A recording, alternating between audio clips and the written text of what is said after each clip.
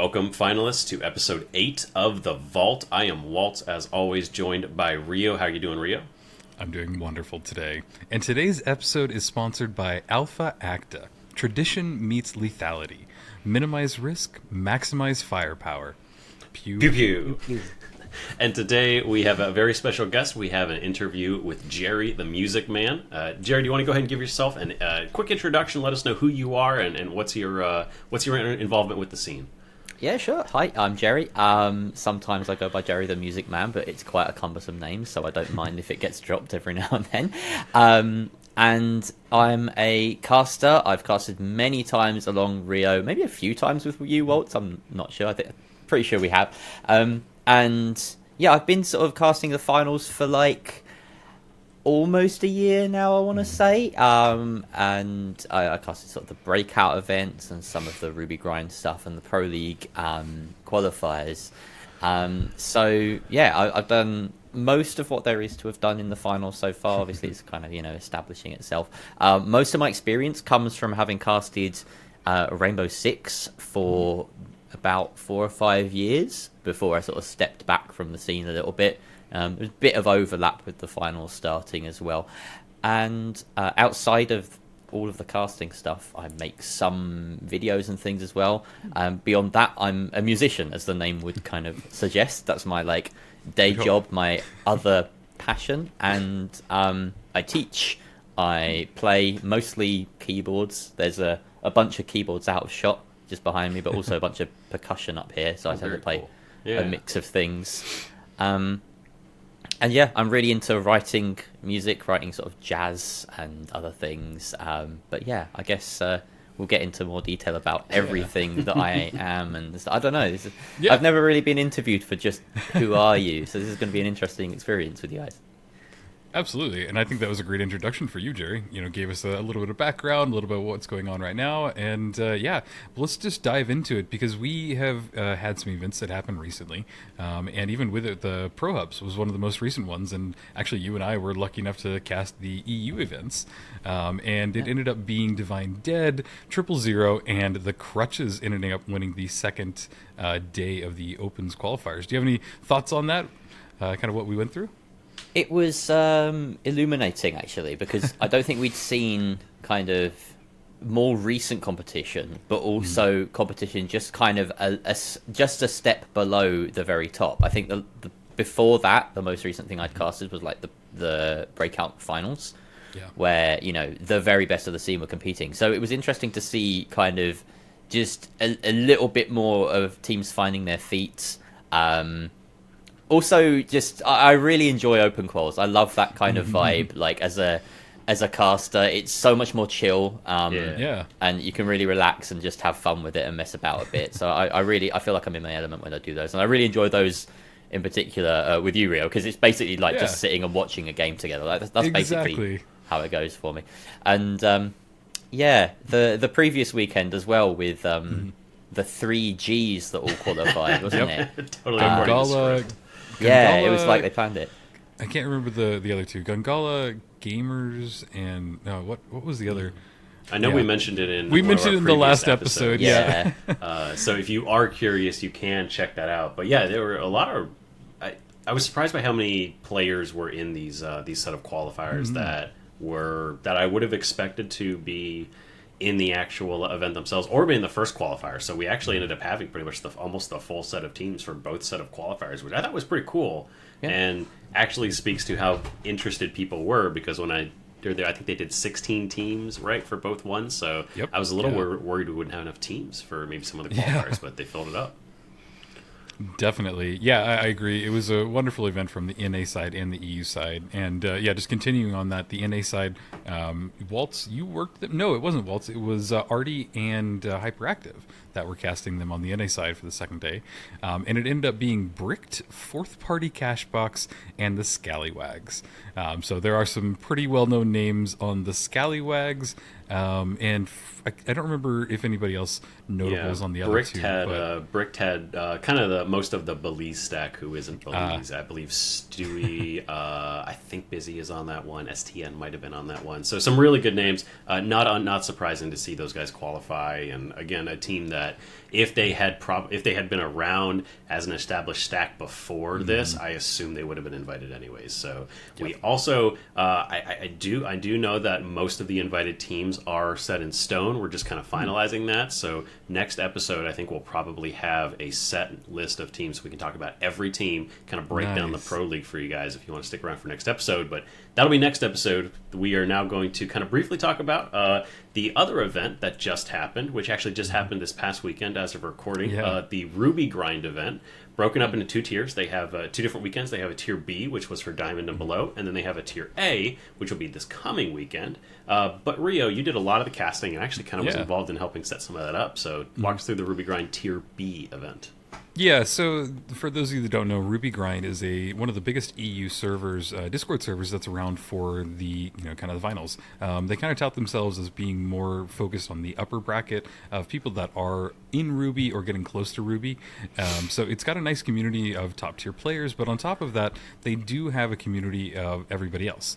They do allow everybody else kind of in there to play. So what happened is they set up a really fun event where they had last weekend was everybody from the community that was any level up to Diamond, and then next weekend will actually be all of the players that are Diamond and above. So it's kind of broken up in two tiers where the community kind of got their own event this weekend, and I really just appreciated it because there were a lot of teams coming out. I saw weird plays that I will never see in actual competitive strategy.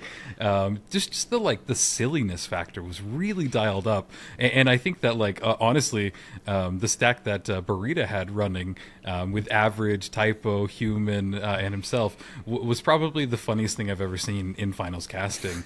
So I really recommend you guys go watch that. I think they were the last team we did on the first day, and then the second day they played intermittently. So just a really fun event, and that does, just overall really fun event. And then that does kind of lead us to the upcoming events, which the first one will be this weekend, will actually be the Tier A of it. And you are looking at all of the casters for that event this weekend. So I believe, Gerry, you're on Saturday, and then Waltz, you're on Sunday. And Check's diary. I'm pretty sure I'm doing Saturday. Yeah, that's it. Can't do the Sunday, but should be fun. So that'll be fun. There will be a lot of really top tier teams. That sign up filled up immediately. I think that their prize pool is €800 right now, plus a lot of other prizes.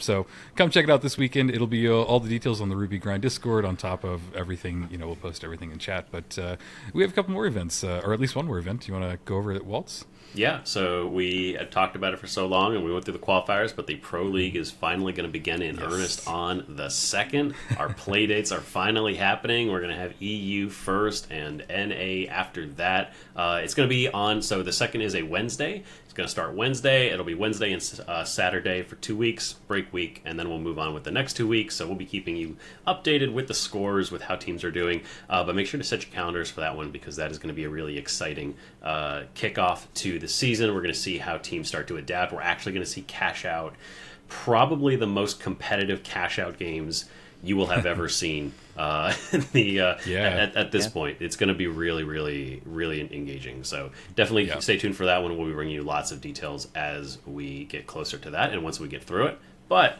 that's all we have for now, at least for the upcoming events, to get to kind of the meat and potatoes of what this entire episode is about. Gerry, we're excited to get to know you a little bit. You're part of the scene, but also you kind of, as you alluded to earlier, you've been doing quite a lot of different things. You've done some Rainbow Six events for quite a while. So let's get all the way kind of back to the beginning. How did you get into casting? When did that start for you? Why did you want to do that? I like being referred to as meat and potatoes to start out. I got into casting because I watched. I was really into Rainbow Six Siege. It was specifically that game that got me into casting.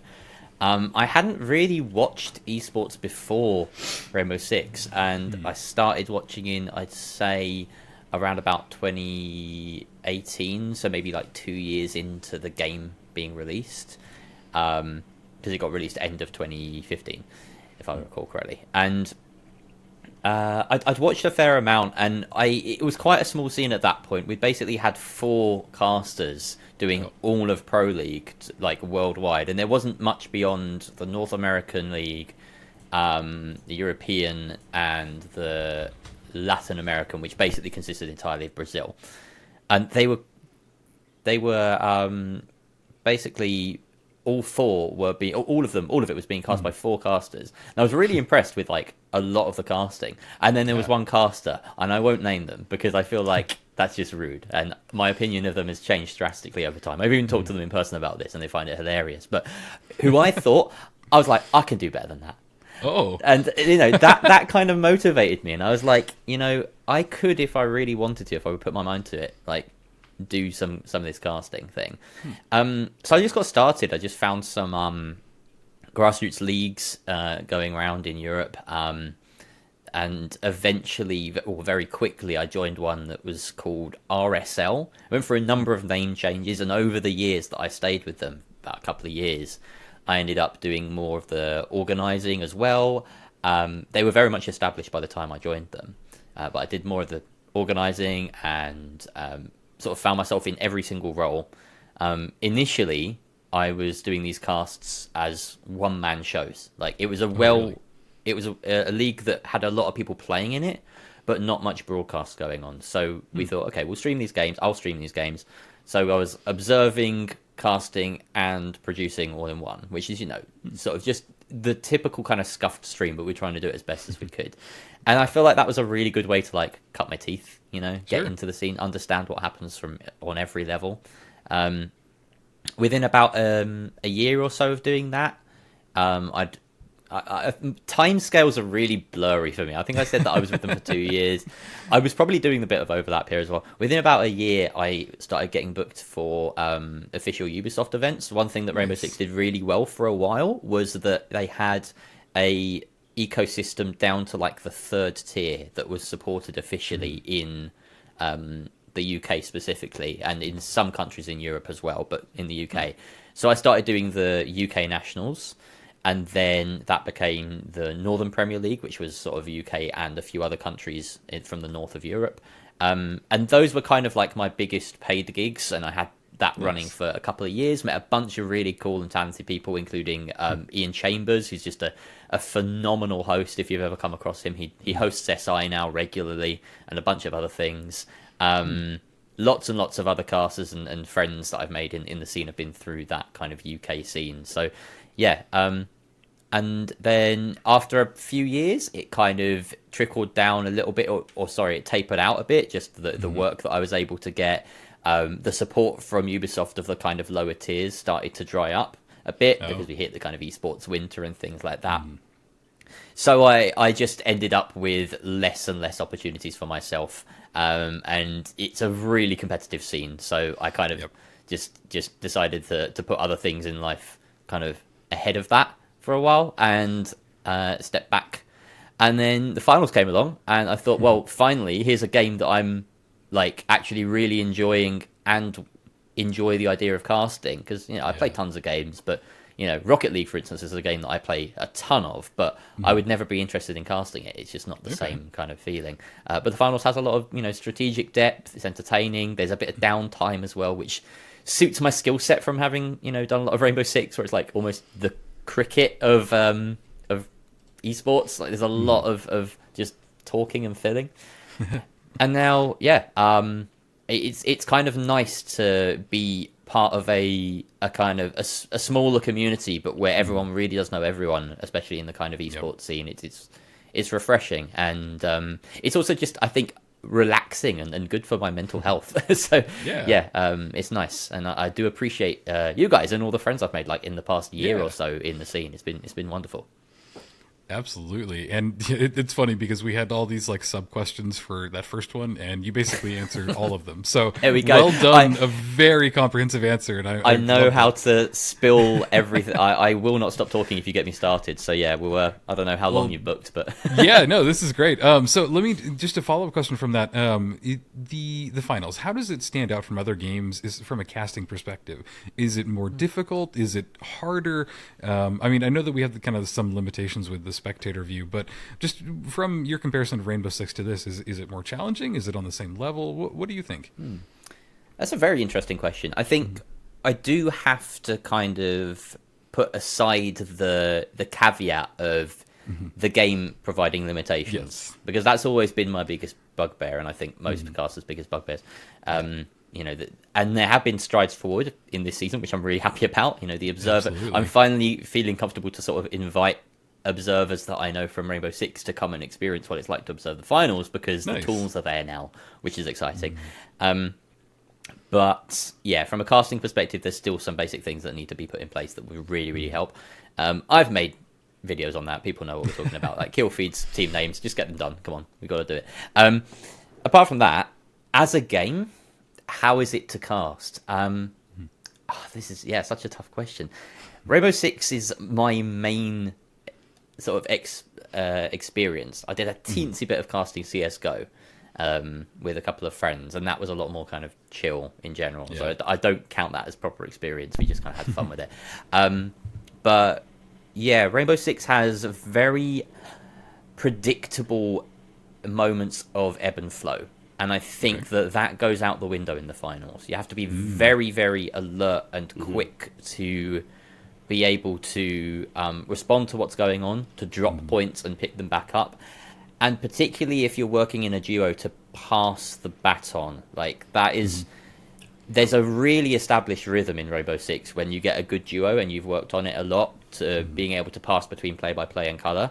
And there's also a kind of an understanding that most casters need to be able to do a bit of both to be a hybrid, because there's so much downtime in Rainbow Six Siege that you can't just allow the colour to be casting 80% of the time and then the play-by-play to do the rest. So you've got to be a bit of both. And the finals, it feels like you have to be a bit of both, but almost on the other end of the spectrum, or at least closer to 50-50. So yeah, being able to kind of drop whatever you feel is natural at any given moment. And also the stretches of play-by-play can be intensely long at times as well. That's the scariest thing, is you can end up in a fight that genuinely lasts 1:30. And I'll listen back to a VOD and I'll think, well, I just didn't have a chance to hand off there. There was no good moment. So especially when you're working remotely, I think once the opportunities start coming to do things in person, it can be really exciting to see how you can bounce off one another and take roles and things, and just sort of I hadn't even thought about that. Just the dynamic between remote versus in person, because huge, there massive would be difference. Interesting. Yeah, that's not something I'd considered, and I think also, even to add to your point, like the difference between casting cash out versus final round itself is such a it's so the casting rhythm also changes between those two modes, and so you also have to be able to handle the advanced pace that comes in cash out modes with little downtime and being able to pass off in those small moments. So yeah, there's a lot of steps. I think you're right.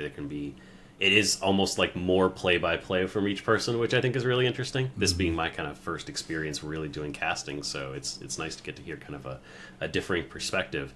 Yeah. But I am curious as to your first experience with the finals in general, because you said this was a game that when you came into it, you're like, oh, this is finally a game I want to cast. And when did you find it? Were you there for the betas? When was the first interaction you had with this game? So I suppose my first interaction would have been seeing the trailer, and that must have been very early last year, or maybe even end of 2023, and I was hooked by the trailer, quite honestly. It looked like it was a really impressive trailer. That's something in part continues to impress with as well. All of their trailers just absolutely slap. So good. And I was kind of taken in by the originality of the concept initially. I didn't play the beta. I didn't play the closed beta. I played the open beta.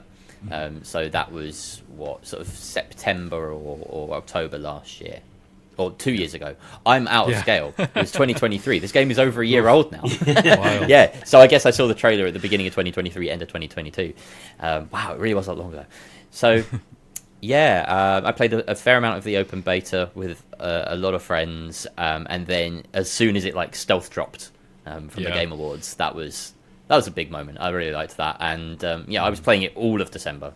December 2023 was just the finals fairly non-stop for me. I loved it. I fell in love with it really quickly.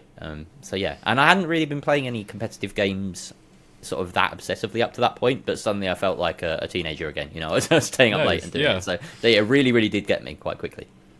That's awesome. Yeah, and I think that basically all of us had the same experience. And I like what you said, feeling like a teenager, because I definitely did. Like, I remember staying up, like, all night one night. The first, like, week this came out, like, I looked at the clock and was like, oh my god, it's 4 in the morning. I go to bed at, like, 10. So that's, like, a wild time for me. So that's awesome. So I want to talk about kind of the esports scene a little bit.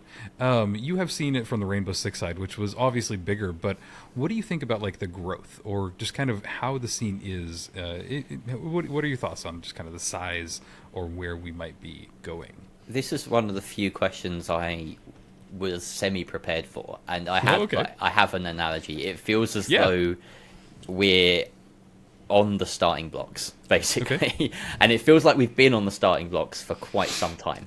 It's not the best analogy. I didn't really think about it for more than a few minutes. For more than a minute. But yeah, because it doesn't feel like it's taken off just yet. It feels like it's ready to run.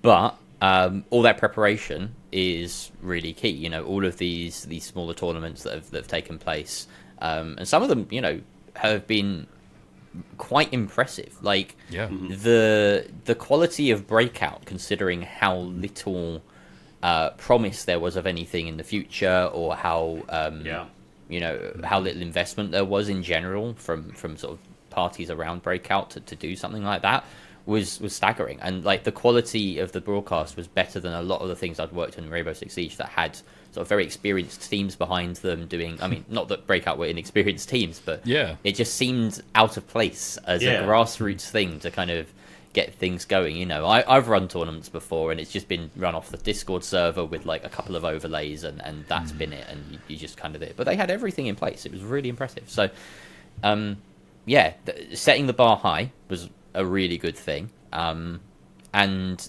I'm kind of, you know, I think you've talked about this a lot, Waltz, about the kind of the major, and I made a video about this when it was announced and kind of what needs to happen in the game up until that point, and then your kind of follow up and response to that, I think in a podcast, or like one of your earlier podcasts, was like bang on. I thought that we shouldn't expect it to it's not the be all and end all of the scene, basically. It's supposed to ignite something, but it's not necessarily meant to be the thing that's always there. So and also, you know, all these things I'm saying is conjecture. We don't know for certain. So until we have more information about it, and whether there's like a league or whatever it's going to be, or it's just a big event that they invite a bunch of teams to, and it's just one thing, that's meant to be the kind of catalyst, I think, rather than the actual kind of established league or anything like that. So we'll wait and see. But the pieces are there. The pieces are coming together, and they have been for a while. And I'm very glad that the game took a priority of getting the game right first, and allowing esports to kind of naturally emerge, basically. Yeah, absolutely. I agree with you. It's helpful. I think the best and probably the healthiest esports have been the ones, at least in my opinion, that have been grassroots from the very beginning. And especially, I mean, the ones that have lasted the longest. You look at a lot of kind of the early esports, and it was very much built by the community, and those tend to just have a lot more support behind them. That doesn't fall apart if the developer decides to step away. But kind of speaking about the community and the developer, because, you know, you talked about, we had Breakout that came in and did a lot of big stuff, but they didn't continue past that first season. And so it really has been left up to other people to step up and kind of fill that gap. And we've started to see some people do that, and so we're starting to see like you said, we're at the starting blocks of this. We're seeing just the inkling of this scene start to grow. And so I'm curious, from your perspective of being part of a scene that was also developing and growing, what is both the community but also Embark doing maybe better than you've seen other scenes do, but also at the same time, are there things that they're doing worse that you think that maybe they need to avoid the same sort of roadblocks? I think there's those are kind of two questions, and I'll give the most kind of prominent response to both. So what they're doing well, and what the esports community is doing well here, in my opinion, I can't speak to exactly how Rainbow Six started, but it does seem that, particularly with the Pro Hubs and the Pro League, I am amazed at how it's essentially been headed by players for players, with the assistance of the likes of you and me and casters and other people that are kind of experienced in that side of things, to self-make it and to show what it is that it should be. And you know, obviously Breakout and other leagues kind of popped up last year to kind of invite people in, and you know, pros are like, oh, what's this? Or potential pros, I say, are like, oh, like, you know, what's this? And they try it out. But now that they've gotten a taste for that and what it can be like, they're comfortable in knowing how to do it and what to kind of set up. So I think that's excellent that there's a self-made thing, because that will really strongly influence how it is, how the esport looks going forward. You know, if Embark aren't watching this, then they're making a mistake, essentially. This is perfect kind of what would you call it, market research, you know. And then the other side of your question, what is it doing not so well? That really is interesting. My personal thought is quantity. I think that there could be just a greater quantity of leagues, of competitions, like sort of long-running things going on. Maybe that will happen in the next few months, and we'll get multiple kind of good tournaments being run. But from my experience back in Rainbow Six, there were, you know, dozens of different Discord leagues and things going on at any given moment. And, you know, for a community of a similar size, like a much more kind of at a lower level outside of the pro scene. And it just gave a greater opportunity for players in particular, and then like coaches and things. Like, we don't really have analysts for teams at the moment. That's a big step that needs to be made at some point. It's an opportunity for players just to get the reps in and understand what it means to kind of train and scrim and things like that. Like, it feels a bit light at the moment. Okay. But I don't know, that could be for the better. That could just be, you know, me coming in with my brain. But then there are people in Rainbow Six who are saying, you know, we don't have enough competition. Look at the CS. They have like a major competition every weekend or whatever. Like, it's you know, if you want to compete in CS, you just start, and that's it. You don't have to wait. So yeah, at the moment it feels as though there's a bit too much waiting. I would say that. Maybe that's on me. You know, I've organised tournaments. Maybe I should be making stuff happen. I've got some things cooking, but they're not, you know, long-running stuff. So, I guess that's it. Just quantity and what was the good one? It being all self-made is really impressive at the moment. Yeah, no, that's awesome, and I agree with you more. It would be great to see just more events, just more things that, you know, players and everybody can get involved in, and then just having them kind of like with the official like sponsor of, you know, Embark, I think is what we're missing from my perspective. Just something with that seal of approval, but we'll get there. So Gerry, you made a video kind of talking about all of the issues and what to make it esports ready, kind of the downfalls and everything like that. Given that we were giving a whole new list of tools, new stuff in season 6, how would you kind of update your video today? What would you kind of give as an update? That's a great question, because I had considered, am I going to make another video and sort of say, hooray, we've got some stuff, and then I thought no. So this is a great place to kind of just chat about it. The new tools, maybe we should just run through them quickly. I haven't had a proper chance to play with all of them, but we've got are there more observer slots? Yes, there are more. 3 observer slots, huge. The static camera angles that could be presets, massive. You can have a third-person follow angle. Yes. Yep. What else is there in the sort of observer freak out? There's probably tons of even tinier details, like things that they tweaked about. Toggle outlines was something they toggle added. Outlines, massive, huge. You know, for us casters as well. That's unbelievable. That's a massive caster buff.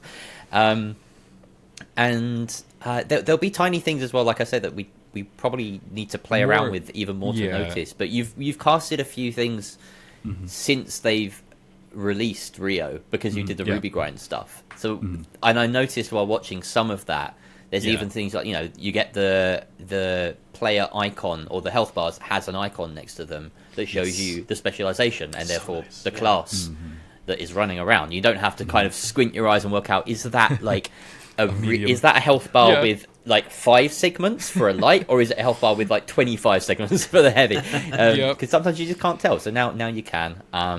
Yeah. Yeah, And I think the biggest improvement from my perspective, what I saw in the last event, was the ability to have standard issue maps on all of them. Oh, yeah, we were obviously. missing that Huge. because like even Waltz hopped in to cast with me, and he was like, "Hopefully we won't get the moving platforms variant." And then in chat they were just like, "But we don't get that anymore." It's like, oh my god, we don't have to worry about that. Like. So I that think was a that's been- genuine logistical challenge as Yeah. well. Yeah. Because if we got it before, we would just have to restart the lobby. Like, that's such a ridiculous thing to have been doing. But now it's a thing Yeah. of the past, thankfully. It could kill your entire ability to play that map if your team runs a loadout that doesn't deal, or you're just not good at elevated structures and you get That stuck too. with elevated structures. Like it could Yep. kill. It could kill your entire tournament run if you just get a bad. Which is, I think, why we saw Fortune and Horizon be such popular maps, in my opinion. Probably. Because there's no variance in those. Yeah. And so, are we going to see other maps actually start to become more popular? You know, are we going to see those? Because maybe you don't have to worry about getting Sandstorm now if you're on Vegas. You know, like I think it opens up a lot of opportunities now that you have the ability to choose what maps you're in, which is really exciting. We might see more Soul. That's Maybe. true. I know people don't Yeah. like the standard issue as much as the under construction, but Yeah. knowing that it is standard issue and not under construction before you're loading in is like, you know, if they feel like completely different maps when you're playing them. Yeah. So Without Oh a yeah, doubt. yeah. yeah. So is there anything else? I mean, like, just go over what we're still missing, because there are still a couple of things too. Yeah. Oh man, I feel like there's something big that we've missed. Killfeed. Killfeed. We're still missing. I mean, Yeah. why are we missing Killfeed? Yeah, that's it. Yeah. And then I guess like custom team names, although a good overlay can often mitigate that anyway. Yeah. The biggest thing for me is not just Killfeed, but particularly we haven't really had to experience it yet because you've only been casting 3v3s if I'm not mistaken, the Ruby grind. Yep. Yeah, is in cash out. This is going to be a huge thing. Yeah. Is having a constant UI of every team, of every player. You know, like not knowing the health status of any player besides the team that you're observing at that moment is a bit of a problem. Yeah.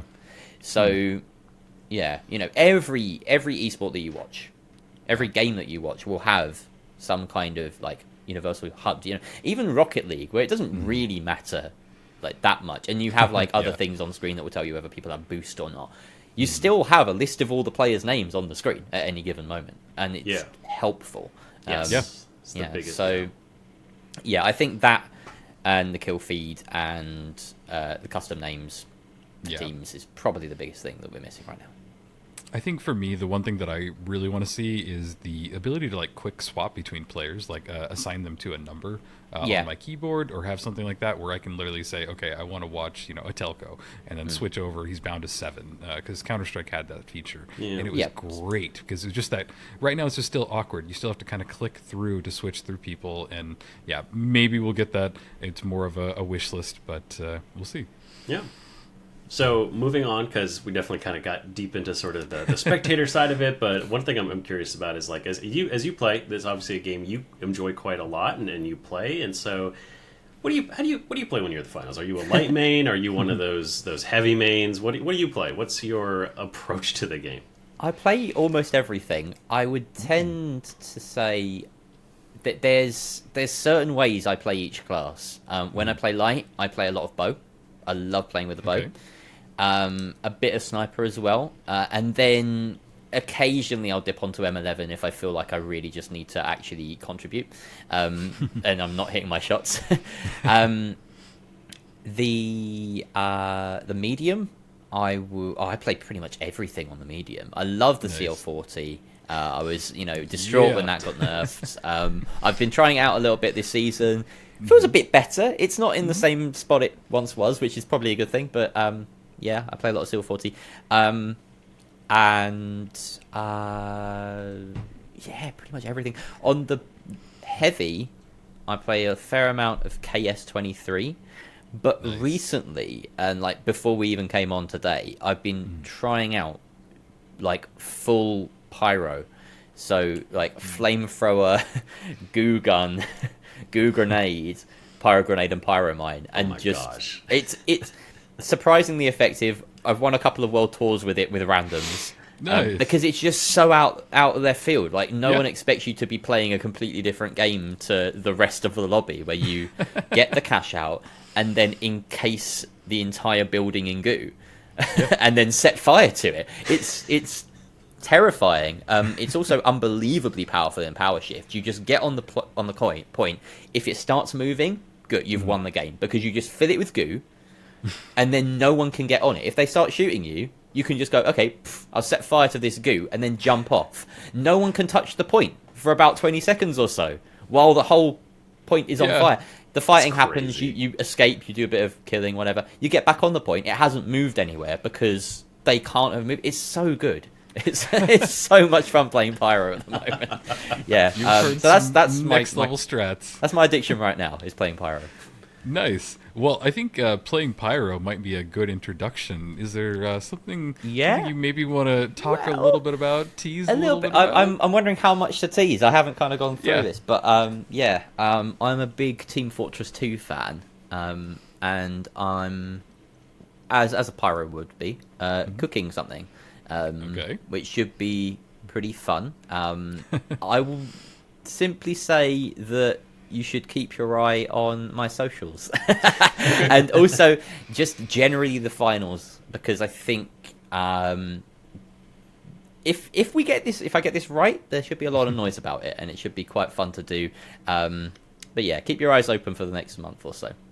We'll have to keep an eye out for what you're planning, because it sounds like you're really cooking with. As though you don't already know as well. Well, I'm excited to for when it comes to fruition. It'll be really enjoyable. And so, kind of moving on, kind of as we start to wrap this up, for the people that you are with, anyone you want to shout out, anyone in the scene that you've really kind of connected with, or people that have been helping you out, any shout outs that you got? Wow. I don't know, man. That's putting me on the spot. I mean, literally every caster I've been with, like, at any point during the finals. So yourselves, RD, I think I casted with Ash, but everyone that was in the sort of the breakout family, as it were. Yeah. Particularly Craze. I really want to shout out Craze for breakout, because he was not only like really welcoming, but also like helped me out at a point where I was quite down, and he was really, really nice and very helpful. Yeah. And then I guess I want to shout out Thixie as well, because I think it's weird. He's almost gotten so big now that like, for some reason people think it's cool to dislike him in some cases. I'm like, how can you? Like, there's nothing about this guy to dislike, really. Like, and he's such a legend. Like, the thing that will always kind of stand out to me with Thixie is that he's very humble, and he was great when I was casting with him, and that he basically solo carried a community event that would have not happened, because he just went ahead and learnt vMix by himself, like, in the year and he's learned how to cast in that time, like, and just produces everything. Like, it's crazy. He's Mr. Finals for a reason, and I think people should love him. So I'm going to just pour my heart out to Thixie. The other thing, I guess, the folks that have been running and set up Pro Hubs, because like MXKX, Desolace. I know I'm going to miss out people, but someone's been a big key person as well in this. But yeah, lots of people that have just been behind the scenes kind of putting that together, because I think I kind of almost want to thank them in advance for setting the standard and for setting the kind of what this scene should be like. Because it's difficult as a player to just come out and do that. I know someone from having cast him back in Rainbow Six Days, nice. weirdly. I didn't realise this until I went into the chat recently and was like, hey, do you play Rainbow Six? He's like, yeah, you casted me in Benelux League. I was like, no way. So yeah, that's really cool. That's so cool. But yeah, there's a bunch of Rainbow Six people kicking about in the finals. It's funny. But yeah, I think I'm very thankful for everyone that I've come across, basically. So it's too long a list, but yeah, there you go. Awesome. Yeah. That's really cool. I want to. I know we're wrapping up, but I actually I want to add in a question here right at the end, because go for it. The cross section of the finals and Rainbow Six Siege players is it nears on a circle sometimes. And I am curious, as somebody who has played both games and been into both games, why is that? Is it just the destruction? I know people point to that, but why do you think this game attracts so many Rainbow Six Siege players?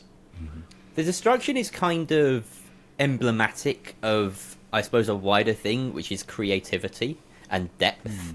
Because both games aren't typical FPSs, and they've stuck because they've not been afraid to lean into the complexity and also their like uniqueness. There's no game quite like Siege at all. You can't replicate the same intensity of being in a 1 versus 1 in Siege. It is a horror movie, I swear.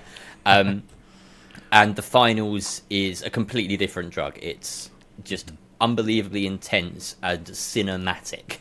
And I think it's the creativity, just the joy with which people kind of express themselves in a game. You know, it's a game all about killing, but actually it's a game about creating at the same time. So that sounded far too grandiose. No, I think that's actually a really good way of putting it. No, I think I have never really looked at it from the angle of creativity, and I really actually like that. I'm probably going to take that as like one of the main things that the finals has, because I think you're right. I think just the creativeness of a sandbox is just so unique in what it can do. So I couldn't agree more with you. And I've played a little Rainbow Six, but nothing to the level of you. So it's cool to kind of see that overlap. And you're right, Waltz, that there are tons of players that came over. So yeah, really insightful. And Gerry, we got to thank you so much for coming out today. It's been great to know you for this past year plus. It's been great to work with you. Great to finally have you on the show. And let everybody know, how can they find you? Do you have socials? Do you have YouTube? Let us know everything, and we will also include them in the description. So what do you got? Well, I guess I do occasionally post on various socials, Insta, X, Blue Sky. Probably the best place to keep track of my sort of content output is like I do a little bit of Twitch streaming. I post stuff on YouTube. Everything is under GerryTheMusicMan or Gerry Casts. So just try your luck on all of those. That's pretty much it. But thanks, guys, because I those were fantastic questions. I had a really, really fun time here. I've listened to everything up to the Atelco Vault episodes. I need to listen to the rest sort of before mine. But they've been really good, and I'm happy to be part of it now, finally. Yeah, thank you so much for stopping by. It was an absolute pleasure to chat with you. For everyone watching and for everyone watching and listening, thank you so much for tuning in. We appreciate you guys. Definitely let us know what you think about where the game's sitting right now and what we can expect with the games. What are you most interested in with the upcoming major and things of that nature? So let us know. But to stay tuned for the next episode. We'll be bringing you updates of all the upcoming events. But until next time, we'll be right here on The Vault. Have a good one.